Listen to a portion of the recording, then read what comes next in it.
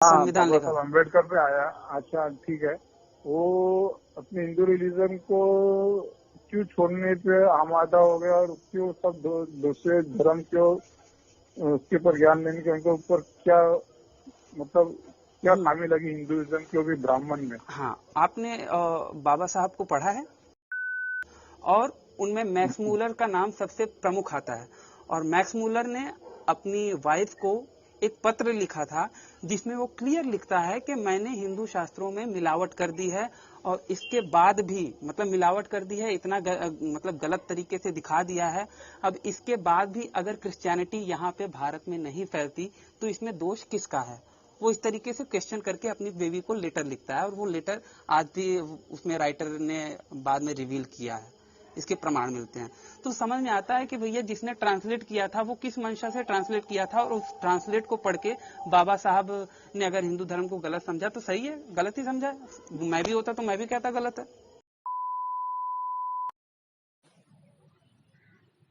नमस्ते सभी को मित्रों, वैचारिक मंथन यूट्यूब चैनल पर मैं आपका साथी आप सभी का हार्दिक स्वागत एवं अभिनंदन करता हूं।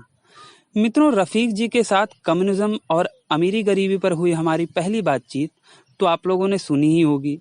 उसी बातचीत का अगला हिस्सा आज मैं आप लोगों के सामने रख रहा हूं, जिसमें हमने आम्बेडकर जी द्वारा हिंदू धर्म का विरोध का कारण और मुसलमानों के प्रति उनके विचार पर चर्चा की है।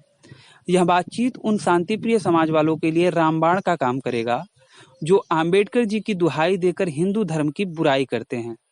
तो आपसे यही विनती है कि अगर आपको यह बातचीत अच्छी लगे तो इसे अपने मित्र मंडली में शेयर अवश्य कीजिएगा, ताकि हमारे भाई बहनों को ऐसे तथाकथित भीमवादी मोमिनों को मुंहतोड़ जवाब देने में सहायता मिले। तो रफीक जी के साथ हुई हमारी दूसरी बातचीत मैं आप लोगों के समक्ष रख रहा हूँ। आप सब भी सुनिए एवं निर्णय लीजिए।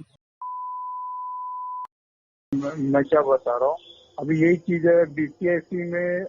कभी शरद पवार आईसीएसई का वो था प्रेसिडेंट, वो कभी बैट बॉल खेला, उसने कभी कोचिंग क्लासेस गया।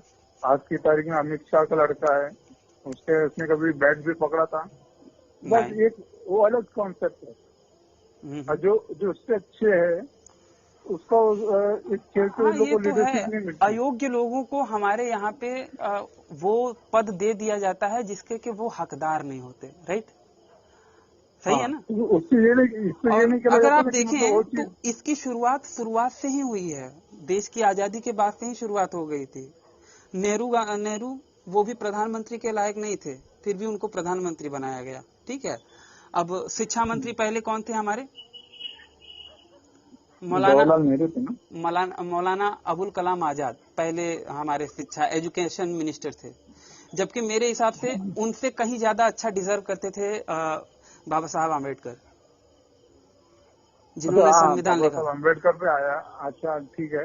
वो अपने हिंदू रिलीजन को क्यों छोड़ने पे आमादा हो गया और क्यों सब दूसरे धर्म क्यों उसके ऊपर ज्ञान लेने के उनके ऊपर क्या मतलब क्या खामी लगी हिंदुइज्म की, वो भी ब्राह्मण में? हाँ, आपने बाबा साहब को पढ़ा है? हाँ, मैं पढ़ा हूँ। आपने हु वाज द शूद्रा पढ़ा है क्या? शूद्रा मतलब चार जो रहता नहीं, बाबा साहब की किताब इतना तो आपने बाबा साहब की ये किताब का नाम जानते हैं? आप कभी सुना है आपने? Who was the Shudra, who was the Shudra, ये किताब पढ़ा है आपने बाबा साहब का? वो ब्राह्मण फैमिली में पैदा हुए हैं। कौन? बाबा साहब? उनको हाँ, बाबा साहब ब्राह्मण फैमिली में नहीं पैदा हुए थे। किसने कह दिया आपको? ब्राह्मण फैमिली पैदा हुए। किसने कह दिया आपको भाई? उनका वो है क्या क्या बोलते है? अपना ऑटोबायोग्राफी में। नहीं, वो ब्राह्मण फैमिली में, आप फिर से दोबारा चेक कर लीजिएगा। बाबा साहब ब्राह्मण फैमिली में पैदा नहीं हुए थे, वो एक दलित परिवार में पैदा हुए थे, दलित कहे जाने वाले परिवार में पैदा हुए थे। ब्राह्मण फैमिली में पैदा हुए। चलिए ठीक है, डजंट मैटर। मैं ये कह रहा हूँ कि आपने हु वाज द शूद्रा पढ़ी है किताब? नहीं पढ़ी है। अच्छा, उसको कभी पढ़िएगा, पीडीएफ में भी उपलब्ध है, अगर आप चाहें तो डाउनलोड करके पढ़ सकते हैं पीडीएफ फॉर्म में। उसमें वो प्रस्तावना में लिखते हैं कि मुझे संस्कृत का ज्ञान नहीं है। राइट, वो कहते हैं कि मुझे संस्कृत नहीं पता।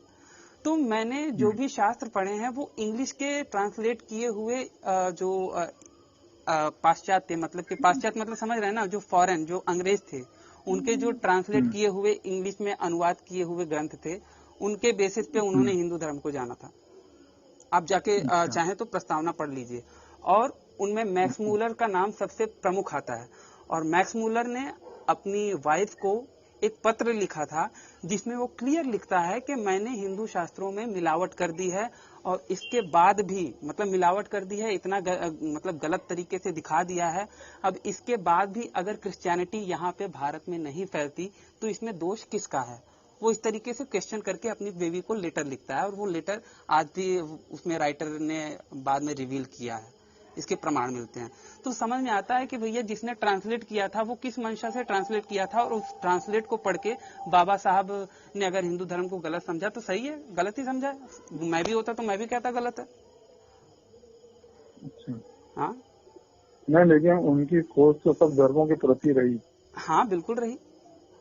और याद रखिएगा उन्होंने इस्लाम को भी कबूल नहीं किया था, जबकि कलकत्ता के 2 नवाब थे, उन्होंने बहुत कोशिश करी थी, यहाँ तक कि अपना सीट भी दे दिया था। जब विधानसभा में उनको बहुमत ये सीट नहीं मिल रही थी तो उन्होंने अपना सीट छोड़ दिया था, बोला था कि आप आ जाओ लेकिन आप इस्लाम जरूर कबूल करना, लेकिन बाबा साहब ने इस्लाम नहीं कबूल किया था। अब जो भी कारण हो, अगर आपने बाबा साहब की, अच्छा मैं अपनी बात नहीं बता रहा हूँ, बाबा साहब की मैं बात बता रहा हूँ कि उन्होंने, उनकी एक किताब और है, आप पढ़ लीजिएगा, पीडीएफ में भी आप डाउनलोड करके पढ़ सकते हैं, भारत सरकार द्वारा निकाला गया है। उनकी किताब है इंडिया और पाकिस्तान पार्टीशन। उसमें वो बताते हैं कि ये उनके विचार हैं, ये उनके बात है। वो ये कह रहे थे कि कुछ भी हो जाए, जो मुसलमान है वो कभी भी हिंदुओं को, चाहे वो दलित ही क्यों ना हो, उनको अपना भाई नहीं समझ सकता, क्योंकि कुछ भी हो जाए लेकिन रहेंगे काफिर ही उनकी नजरों में। ये उनके विचार थे। तो उस तरीके से देखा जाए, मैं बाबा साहब की बात उस तरीके से नहीं कह रहा था भाई। मैं जो बताना चाह रहा था कि भैया सबसे पहला जो हमारे शिक्षा मंत्री थे मौलाना अबुल कलाम आजाद, वो उतना डिजर्व नहीं करते थे जितना अच्छा डिजर्व करते थे बाबा साहब आम्बेडकर, क्योंकि वो ज्यादा पढ़े लिखे थे, उन्होंने संविधान लिखा था भाई। तो जो भी चीजें हैं, लेकिन अगर वो शिक्षा व्यवस्था में, शिक्षा के कार्य में अगर अच्छे से अगर वो शिक्षा मंत्री बनते तो मुझे लगता है कि मौलाना अबुल कलाम आजाद से तो कहीं ज्यादा अच्छा कार्य करते। आप इस बात से सहमत हैं? हाँ, वो तो बात अगर उस वक्त में तो उनका उस तरीके से देखा जाए तो जो आपने कहा, हाँ मैं सहमत हूँ कि भैया हमारे यहाँ पे अनडिजर्विंग लोगों को मंत्री बना दिया जाता है। ये हमारे यही कारण है कि हमारे यहाँ का जो सिस्टम है वो थोड़ा सा खराब है। सिस्टम खराब है। तो उस तरीके से देखा जाए तो चीजें तो गड़बड़ हैं, और इसको जब तक हम नहीं समझेंगे या फिर उस पर हम विचार नहीं करेंगे तब तक तो चीजें गड़बड़ होंगी। और धर्मों के विषय में हिंदू, मुसलमान, सिख, ईसाई, इस तरीके से चीजें होती रहती हैं, लेकिन हमने कभी उनके शास्त्रों को या फिर उनके आध्यात्मिक चिंतन को नहीं समझा। और जब तक हम उनके डीप में नहीं जाएंगे, उनको समझेंगे नहीं, तब तक केवल ऐसे ही किसी को भी कह देना कि भैया हिंदू गलत है या फिर मुसलमान गलत है या फिर ईसाई गलत, सिख गलत या फिर ये गलत, तो ये मुझे लगता है कि या फिर नास्तिक गलत, ये कहना गलत होता है। तो मित्रों, आज का हमारा ये वीडियो यहीं पे समाप्त होता है। अगर ये बातचीत आप लोगों को पसंद आई हो तो इसे अपनी मित्र मंडली में शेयर अवश्य कीजिएगा। मित्रों, जैसा कि आप लोग जानते हैं कि हमारा पिछला चैनल आशीष चौरसिया कुछ जिहादी तत्वों के द्वारा डिलीट करवा दिया गया था, इसीलिए अपने इस नए चैनल वैचारिक मंथन को सब्सक्राइब अवश्य करें। इस वीडियो को अंत तक देखने के लिए आप सबका बहुत बहुत धन्यवाद। नमस्ते जी, जय श्री राम, जय माँ भारती। ये बड़ी कायनात है, उसका एक छोटा सा टुकड़ा है जहाँ के लोगों को अरबी ज्यादा अच्छे से समझ में आती है। तो अल्लाह कह रहे हैं कि इन्ना अंज़लनाहु कुरआनन अरबिय्यन लअल्लकुम ताक़िलून, कि भैया अरबी भाषा में इसलिए उतारी ताकि तुम्हें समझने में सहूलियत, तुम्हें आसानी हो समझने में। अगर ऐसा होता कि सभी के लिए कहते तो अल्लाह ये लैंग्वेज की बात ही ना करते। वो कहते कि भैया हमने ये ज्ञान सभी इंसानों के लिए उतारा, लेकिन वो कह रहे हैं कि अरबी में इसलिए उतारा ताकि तुमको समझने में आसानी हो। बरोबर। तो अरबी लोगों के लिए, क्योंकि गल्फ लोगों के लिए है, गल्फ में रहने वाले लोगों के लिए है। देखो, मैं क्या वापस गल्फ लोगों की पर मत आओ, लोगों के लिए क्यों ना है, क्योंकि लोग ही तो जान लैंग्वेज बोलते हैं। तुम्हारी वही बात है, पॉइंट फिर से आप मुझे बंगाला कर रहे हो। हाँ, वही मैं बता रहा हूँ, तुम बात को अरबी भाषा से लेके अरबी लोगों तक आते हो ना। भाषा कौन बोलता है, जानवर बोलते हैं कि इंसान बोलते हैं? अभी मैं तो वही तो समझ रहा हूँ। भाषा कौन बोलता है?